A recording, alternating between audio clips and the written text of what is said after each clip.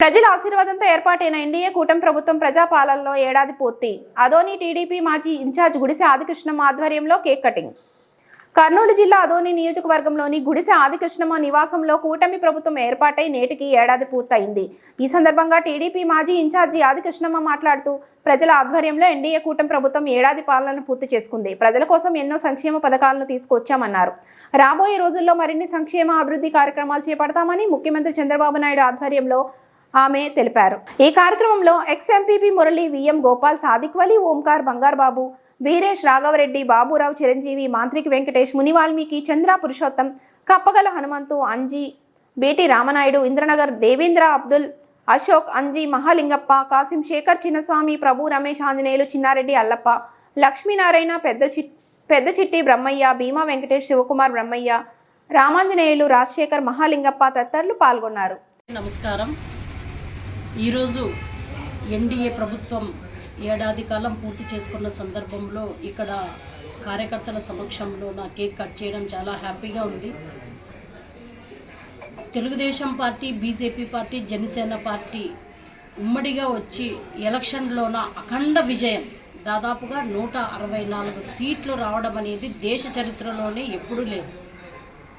ఈ సీట్లు వచ్చిన తర్వాత ఎంతో బాధ్యతాయుతంగా చంద్రబాబు నాయుడు గారు సీఎం గారు అయితేనేమి, ఉప ముఖ్యమంత్రి పవన్ కళ్యాణ్ గారు అయితేనేమి, అదేవిధంగా నారా లోకేష్ గారు, మోడీ గారు ఆశీర్వాదంతో అందరూ కూడా రాష్ట్ర వ్యాప్తంగా ఉన్నట్లు ప్రజా సంక్షేమమే ధ్యేయంగా, ప్రజల సంక్షేమం కోసమే, ప్రజల అభివృద్ధి కోసమే ఈ ఏడాది కాలంగా పూర్తిగా ప్రజల సమక్షంలోనే ఉండి ప్రజల కోసం చేయడం జరిగింది. ఎందుకంటే మనం చూసాం, గత 5 సంవత్సరాలు జగన్మోహన్ రెడ్డి రాక్షస పరిపాలనలోన, సైకో పరిపాలనలోన ఏ విధంగా తయారైంది అని రోడ్లు మనకు అందరికీ తెలుసు. ఈవెన్ పక్క రాష్ట్రంలో వచ్చిన వాళ్ళు కూడా మన రాష్ట్రంలో అడుగు పెట్టాలంటే అమ్మ రోడ్లు ఇంత దారుణంగా ఉన్నాయని, అవి దాదాపు 1000 కోట్లతోన చంద్రబాబు నాయుడు గారు ఇమ్మీడియట్గా మరమ్మతులు జరిపించాలని చెప్పి రాష్ట్ర వ్యాప్తంగా ఉన్నటువంటి రోడ్లకు మరమ్మతులు చేసిన ఘనత మా ఎన్డీఏ ప్రభుత్వానికి దక్కుతుంది.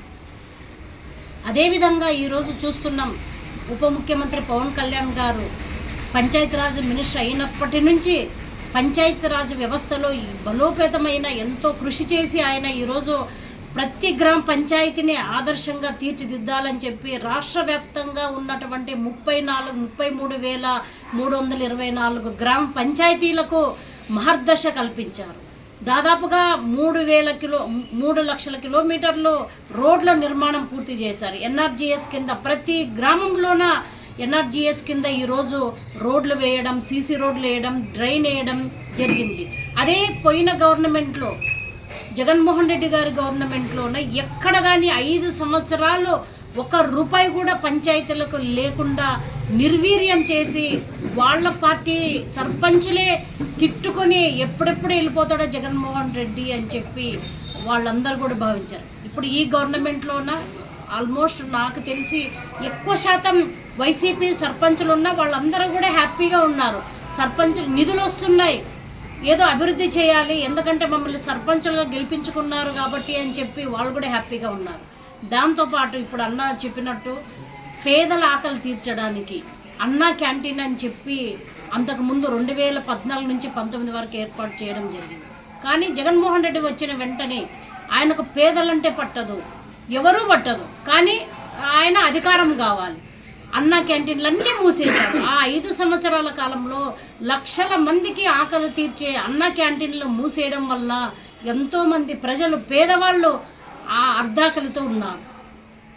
దాన్ని దృష్టిలో పెట్టుకొని చంద్రబాబు నాయుడు గారు మరలా దాదాపుగా రాష్ట్రంలోన 204 అన్నా క్యాంటీన్లను పునరుద్ధరణ చేసి ఈరోజు లక్షల మందికి మార్నింగ్ టిఫిను, మధ్యాహ్నం భోజనం, నైట్ డిన్నర్ ఇవన్నీ కూడా ఏర్పాటు చేసి కేవలం 5 రూపాయలకి ఏర్పాటు చేసి లక్షల మంది తినే విధంగా మా ఎన్డీఏ ప్రభుత్వం ఏర్పాటు చేసిందని చెప్పి మేము సగర్వంగా ఇక్కడ ఉండే వాళ్ళందరం కూడా తెలియజేసుకుంటున్నాం.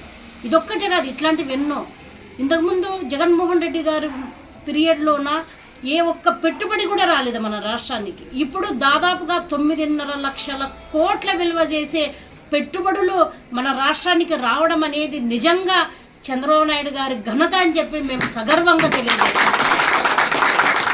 ఎందుకంటే ఆయన ఒక చంద్రబాబు నాయుడు గారు ఉన్నారంటేనే 100% పరిపాలన బాగుంటుంది, అభివృద్ధి ఈ స్పీడ్గా జరుగుతుంది అని చెప్పి ఒక నానుడి ఉంది. ఎందుకంటే మనం పక్క రాష్ట్రం చూసాం, హైదరాబాద్ని ఎంతో డెవలప్ చేసిన ఘనత మన చంద్రబాబు నాయుడు గారిది. అదేవిధంగా ఇప్పుడు కూడా ఇన్ని లక్షల కోట్ల పెట్టుబడులు వస్తే దానికి తగ్గట్టుగా మనం ఈరోజు యువతకు ఉపాధి కల్పించే వాళ్ళం అవుతామని చెప్పి ఈరోజు ఇక్కడ మేమందరము సమయానికి ఒక కారణం ఉంది. ఈరోజు అనగా 12/6/2025 నాటికి ఎన్డీఏ ప్రభుత్వము ఒక సంవత్సరం పూర్తి చేసుకోవడం వల్ల మేమందరం ఇక్కడ కలిసి కేక్ కట్ చేసుకోవడం కూడా జరిగింది. ఈ సంవత్సరంలోన ఎన్డీఏ ప్రభుత్వం ఏమేమి చేసిందంటే, ఒకటి అన్నా క్యాంటీన్లో రాష్ట్ర వ్యాప్తంగా 204 అన్నా క్యాంటీన్లు స్థాపించడం జరిగింది. ఒక్కొక్క అన్నా క్యాంటీన్లో 500 మంది వరకు భోజనం చేస్తున్నారు. ఒక్క పూటకి దగ్గర 1,00,000 మంది కూడా భోజనము అన్నా క్యాంటీన్ ద్వారా భోజనం చేస్తున్నారని కూడా నేను తెలియజేస్తున్నాను. ఒక్క పూటకు 1,00,000 మంది చెప్పున 3 పూటలకు దగ్గర 2 లక్షల నుంచి 3 లక్షల వరకు 5 రూపాయలకు భోజనము మా ఎన్డీఏ ప్రభుత్వము అందిస్తుందని కూడా నేను ప్రజలకు తెలియజేస్తున్నాను. అదేవిధంగా ఇంకో పథకము దీపం పథకం కింద కార్డు అంటే రాష్ట్రం మొత్తం పైన 1 కోటి పైచిలుకు రేషన్ కార్డు ఉన్నాయి. రేషన్ కార్డు ఉన్న ప్రతి రేషన్ కార్డుకు 3 గ్యాస్ సిలిండర్లు ఉచితంగా కూడా ఇవ్వడము మా ఎన్డీఏ ప్రభుత్వము చేసింది. అదేవిధంగా ఈరోజు తల్లికి వందనం పథకం కింద మన రాష్ట్ర విద్యార్థులకు 67 లక్షల మందికి కూడా ఈరోజు అమ్మఒడి కూడా ఇవ్వడం జరుగుతూ ఉంది. దానికి సంబంధించిన అమౌంట్ 8,745 కోట్లు కూడా మా ఎన్డీఏ ప్రభుత్వము విద్యార్థులకు ఈరోజు చెల్లిస్తున్నందుకు మాకందరికీ చాలా సంతోషంగా ఉంది.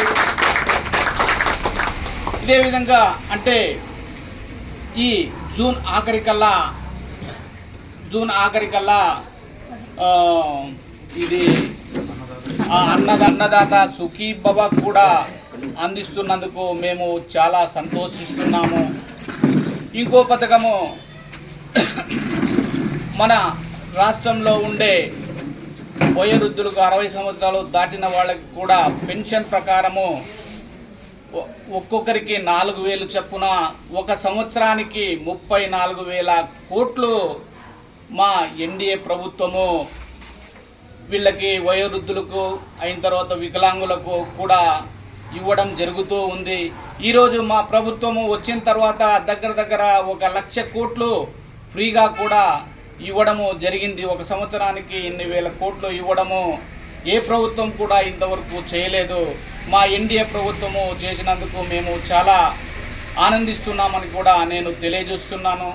నాకు ఈ అవకాశం ఇచ్చినటువంటి మా నాయకులకందరికీ ధన్యవాదాలు తెలియజేస్తూ ఇంతటితో ముగిస్తున్నాను.